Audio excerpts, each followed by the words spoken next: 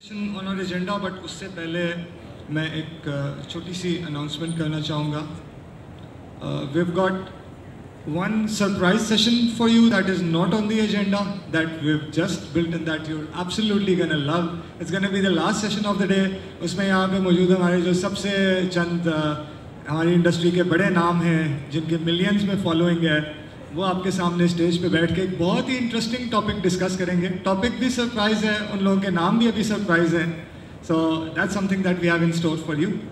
And उसके अलावा आप लोगों ने अगर कुछ भी सवालात करने हैं पैफला से, तो हमारा हैशटैग है आस्क पैफला, ASKPAFLA.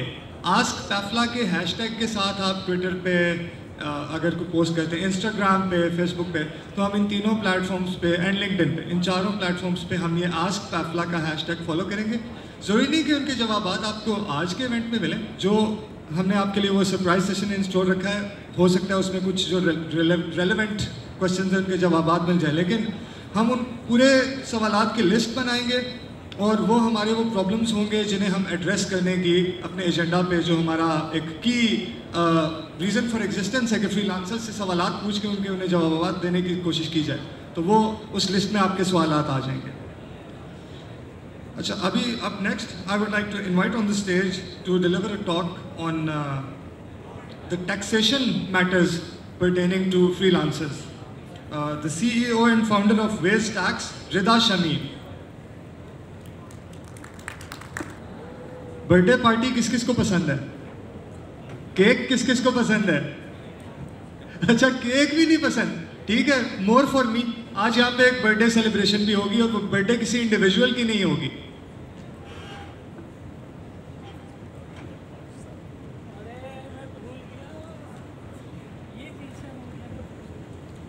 अस्सलाम वालेकुम. मेरी जो टॉक है वो है importance of company registration at initial journey. होता क्या है कि this is the initial thing जो हमें एज अ एंटरप्रेन्योर या फ्रीलांसर सेलेक्ट करना चाहिए, लेकिन हम जो है इसको सबसे लास्ट में करते हैं. व्हाट इज़ द बेनिफिट कि अगर हम अपने ब्रांड को और अपनी कंपनी को शुरू में रजिस्टर करा लें.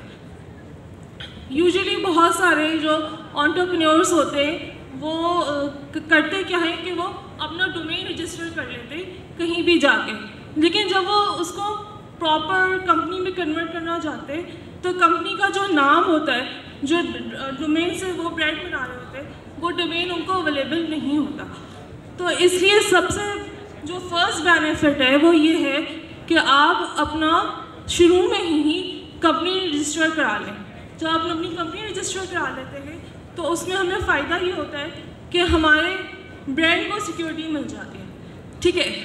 उसके बाद जो दूसरा बेनिफिट होता है वो ये होता है कि आपको एक bank account opening process easy हो जाता है, क्योंकि बैंक यूजुअली फ्रीलांसर्स को फैसिलिटेट नहीं करते.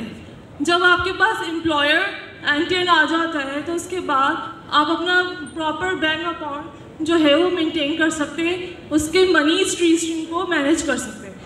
अच्छा, इसके बाद ये होता है कि जब आप इंटरनेशनल लेवल पे या नेशनल लेवल पे भी कस्टमर्स के साथ एग्रीमेंट्स करते हैं तो कस्टमर आपको कहते हैं कि आपकी कंपनी कब रजिस्टर्ड हुई है.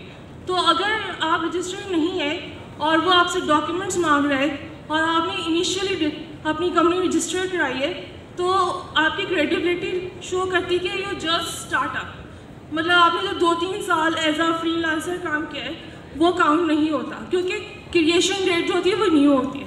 तो अगर आप इनिशियल जर्नी पे भी अपनी कंपनी रजिस्टर करा लें तो उसमें बहुत ज़्यादा फ़ायदा होता है. अच्छा, उसके अलावा अगर आप एम्प्लॉयज़ को बेनिफिट देना चाहें तो इंश्योरेंस कंपनी जो है वो एज अ फ्रीलांसर आपको फैसिलिटेट नहीं करेगी. तो इट्स बेटर कि अगर आप कंपनी का एंटियन होगा तो आपके एम्प्लॉयज़ जो हैं वो इस तरह के नॉन मॉनेटरी बेनिफिट्स भी ले सकते हैं और आप उनके जो एम्प्लॉय टैक्सेशन है वो भी मैनेज कर सकते हैं. तो इसलिए अगर आप इनिशियल जर्नी में ही कंपनी रजिस्ट्रेशन के प्रोसेस में चले जाएं तो आपको बहुत सारे बेनिफिट होते हैं.